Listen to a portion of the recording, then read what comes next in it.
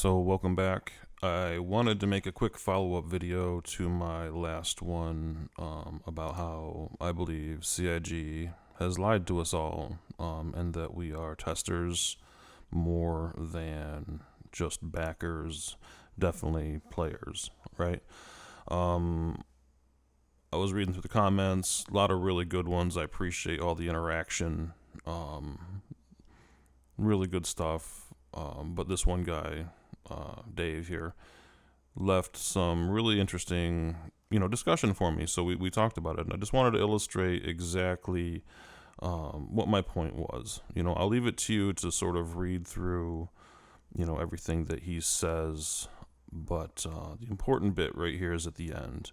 So,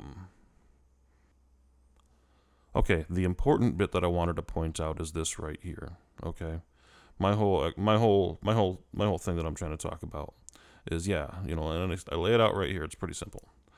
You can log in, you can play it, you can do some of the loops, you can use some of the ships that you've been sold, but the game is constantly being changed, developed, and worked into its intended form.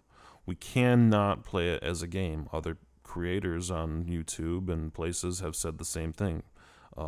Salty Mike, for example, he won't call this a game. It's not finished. It's only one in development, which is testing. Otherwise, professional testers would simply be professional players. Now, the important thing that Dave here said that I really enjoyed was this great comment. He put it better than I could, really. He said, sounds like they need more disclaimers to really hammer into people's heads what it means when the game is in alpha. Obviously, I had a different expectation, he says.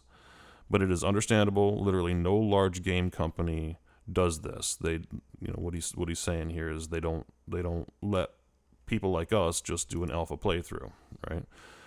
Maybe for the very reason people aren't capable of fully grasping what they're participating in. And if you look through the history of the development of Star Citizen Squadron 42, there have been so many issues that can be basically hammered down to this one statement. So they need more disclaimers.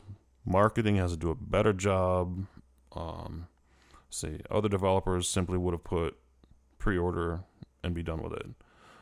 He says, too bad they didn't have the publisher money. I sort of agree, but I think it's great that it's a crowd-funded game. However, the disrespect that we're shown from CIG in many instances is pretty bad. And I'm not just talking about what I dealt with through the help desk, but other people have talked a lot about things in the past, things going on right now, and not just, easily dismissible nonsense.